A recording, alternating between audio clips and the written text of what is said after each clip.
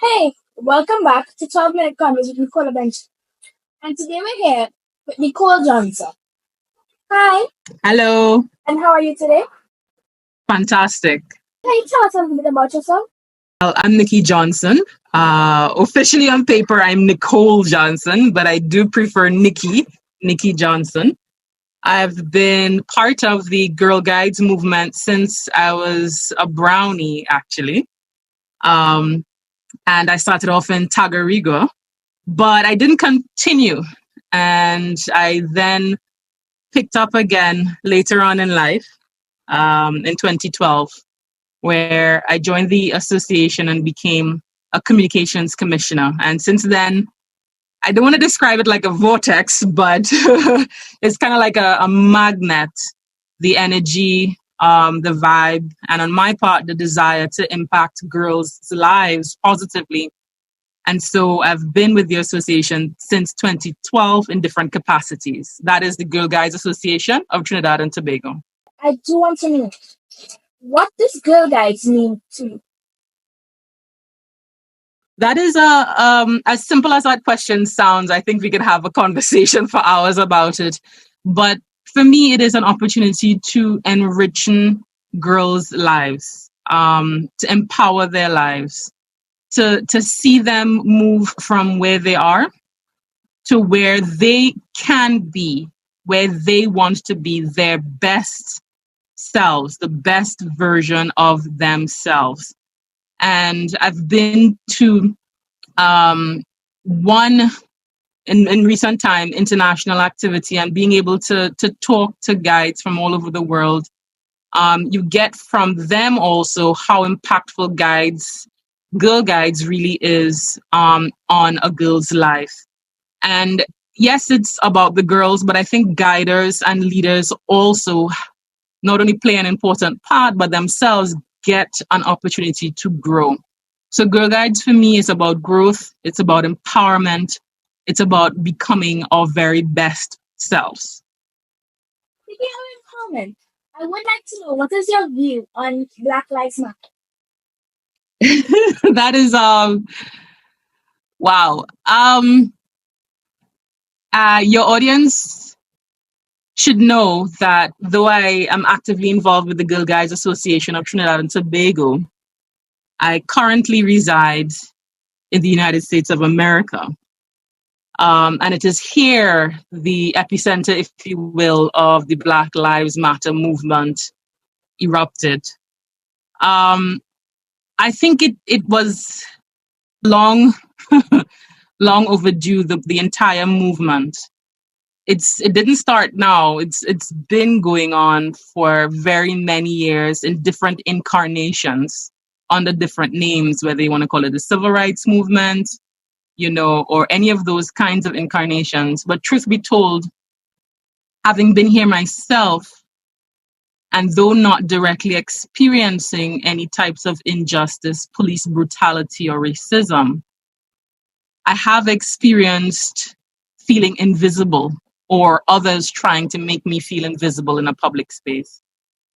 And I can only imagine how that feels multiplied by 10 or multiplied by every day of your life, where your history is hidden, your skin color, for very many people, means something negative, where your very existence is unwelcomed.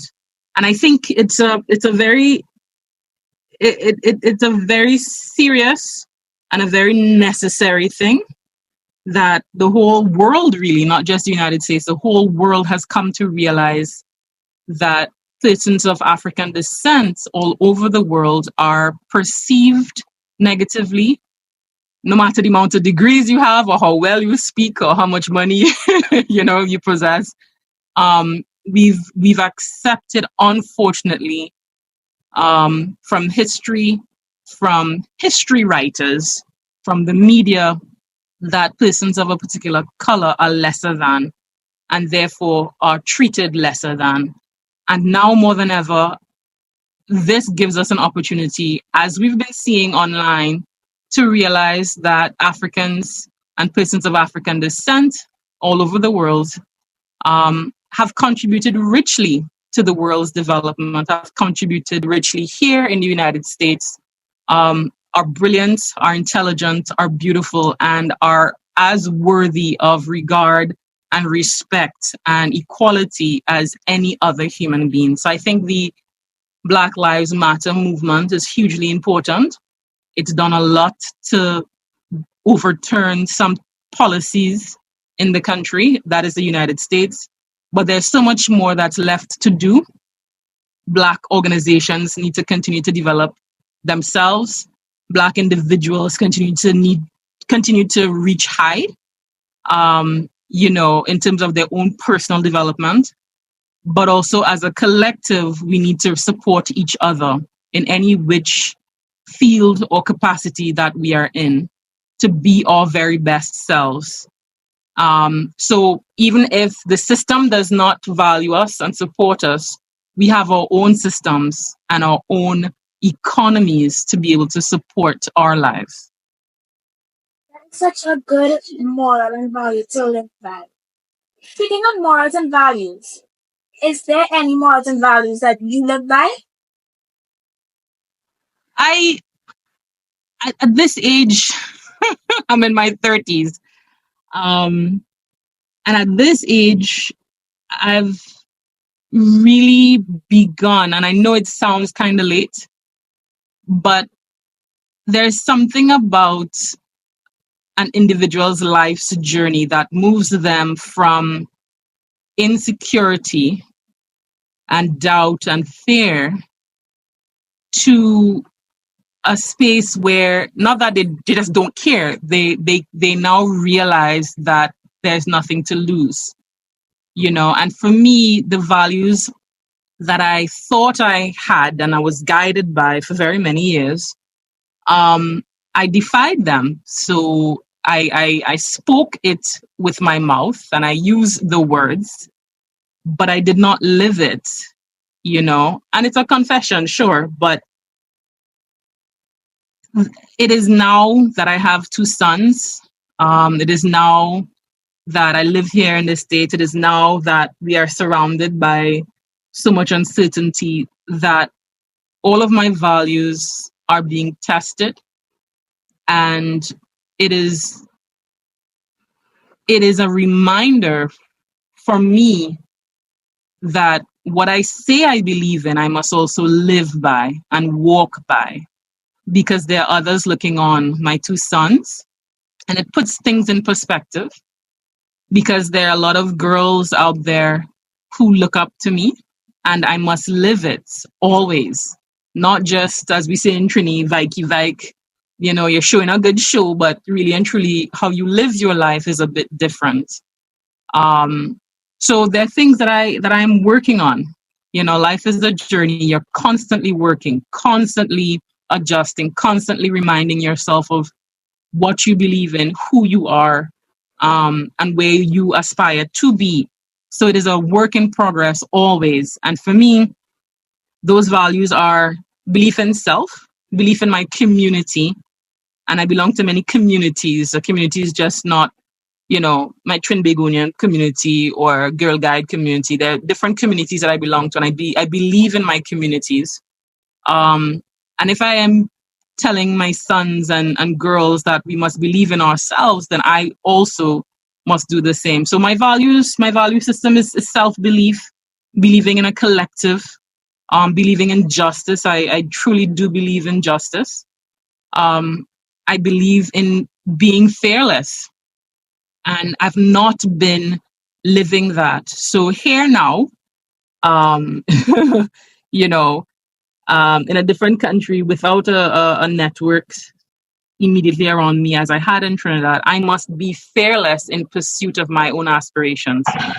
So those are some of the basic values that I believe in, and now more than ever have found a way to truly live by those values.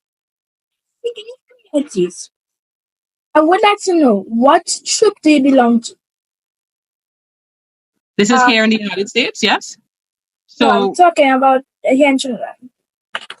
Right. So the word troop is traditionally used for Girl Scouts of America, right? In Trinidad, unit is what we would generally say. The unit I had belonged to was 6th Tunapuna. That was a Ranger Guide unit.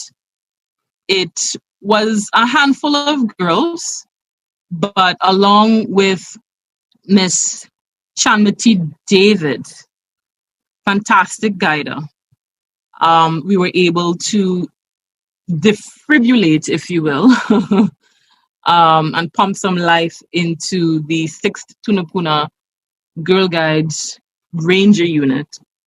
Um, we did our very best, but as you may know, and your audience will not know, I migrated at the end of last year, and therefore that sort of brought the end of the relationship that I had with the unit there.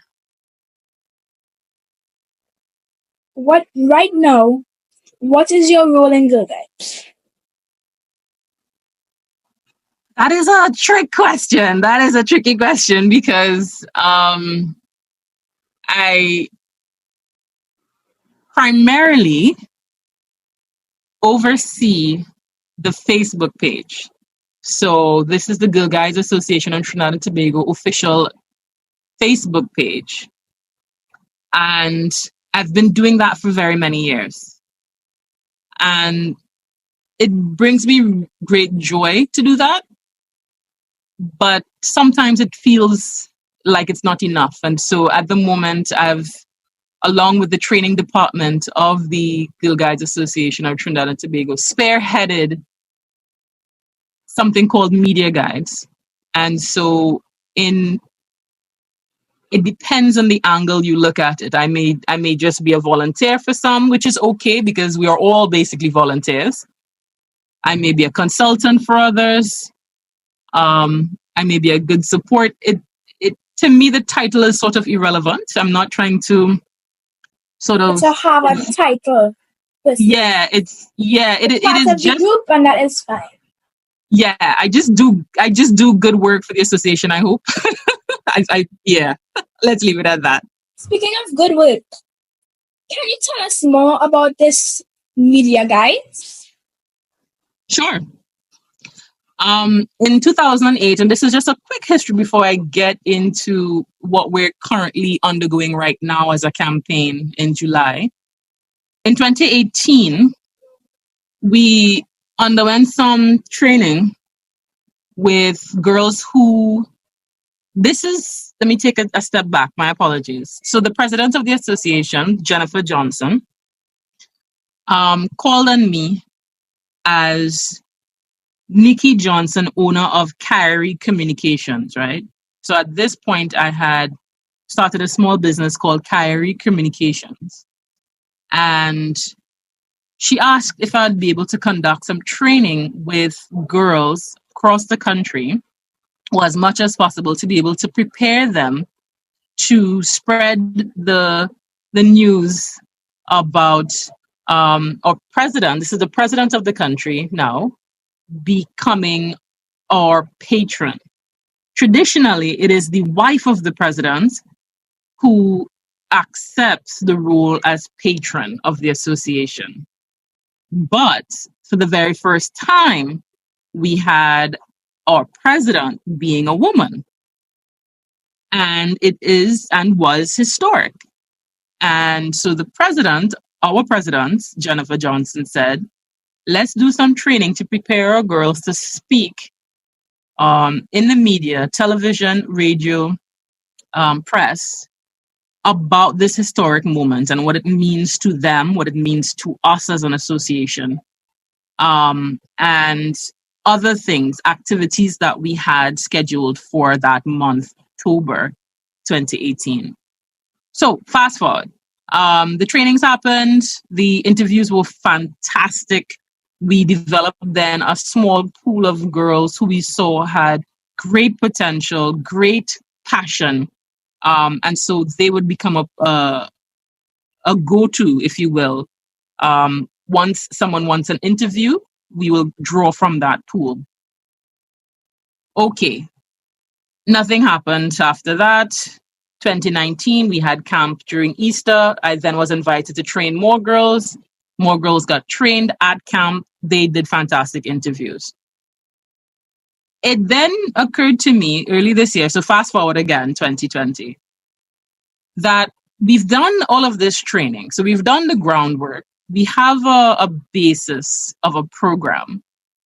And we have girls who are out there who are trained. And we know that there are very many others who are passionate and would desire to be trained. So, again, with the training department, we proposed to the executive to establish this entity called Media Guides. Media Guides is really meant to, in a nutshell, bring together a group of girls who are passionate about Girl Guides, the Girl Guides ideology, the opportunities, the life, the Girl Guide life, and the girl experience in Girl Guides. Bring that passion and marry it, if you will, or combine it with communications, ways in which they can effectively spread that message. What is the goal? The goal and the ripple effect could simply be more girls join Girl Guides, sponsors hear about what the good things that we're doing and want to, send some money our way. The government and the ministry that we are aligned with realize that we're not loafers. We're doing a heck of a lot of good work. So there are a lot of ripple effects, right? But in the first instance, the real mission is to empower girls to tell that story and to spread that message.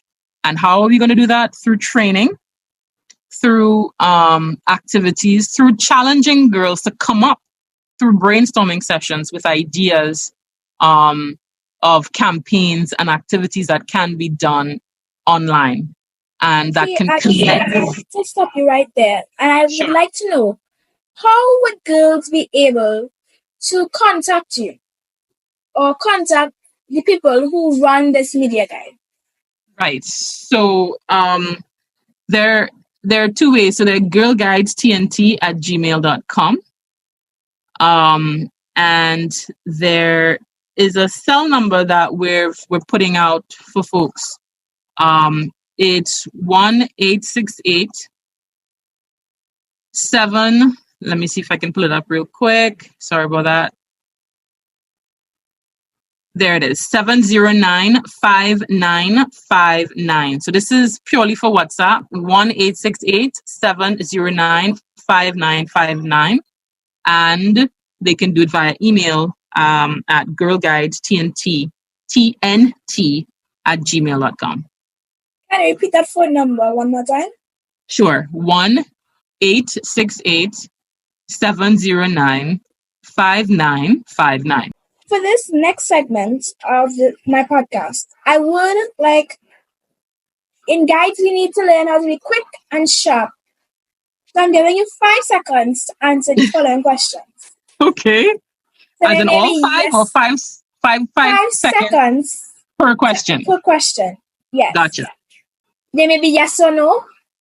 Mm-hmm. Do you have a pet? No. How many members in your family? 5. What job do you have? Full-time stay-at-home mom. How many hours do you spend on a screen? Oh my God. Most of the day. Wow, that's a hard one. About 6 hours a day. All right. Is there anything you'd like to say before we leave? Well, I'm really proud of you, Nicola Benjamin, for jumping right into this podcast series. I think this is a fantastic and a fine example of how girls, no matter how young, taking responsibility for their own aspirations, just diving right into something that they love. It didn't have to be perfect. It doesn't have to be all stars aligned, but you just did it. You jumped right in and you're working hard at it. And I'm very proud of you for doing that and being this example. And you are an example of a media guide. Plain and simple. You are a fantastic example of a media guide. So thank you very much.